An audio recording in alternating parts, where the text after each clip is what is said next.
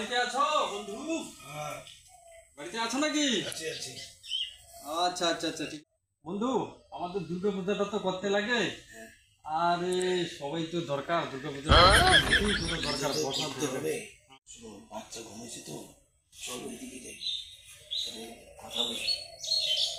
ওখানে গিয়ে বসে কথা বলি। ব্যাপারটা হলে কি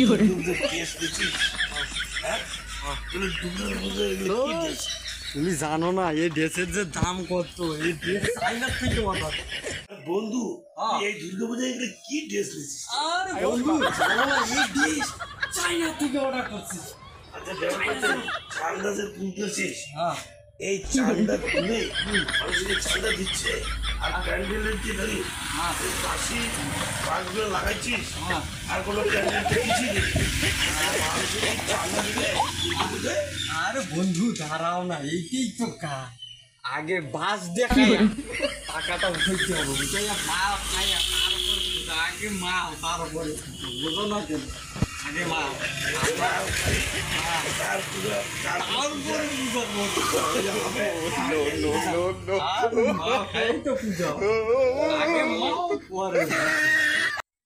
আরে বন্ধু তুই কি করতেছিস?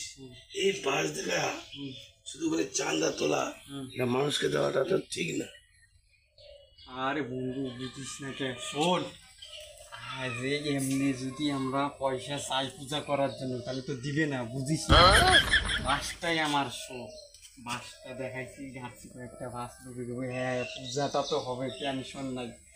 যেই পয়সা দিল আগে পূজার পয়সা দিয়ে পূজা হইলে হবে না হইলে মালের তো আমাদের আগে দরকার, ঠিক আছে? মাল ছাড়া তো চলবে না, ঠিক আছে? আজ থেকে পয়সা নিয়ে মাল করে। আর যদি কই লোকের পূজা পরে হবে আগে মাল খাবে, মাল করো মালের পয়সা নিবে না, এইটাই তো বুদ্ধি, বুঝিস না কেন? পাঁচ দেখায় পয়সা নিয়ে আগে মাল তারপরে পূজা, নাহলে তো পয়সা চান্দাই দিবে না, বুঝিস না কেন? এইটুকু বুদ্ধি তোর মাথায় না? হয় বন্ধু, কাজ হবে।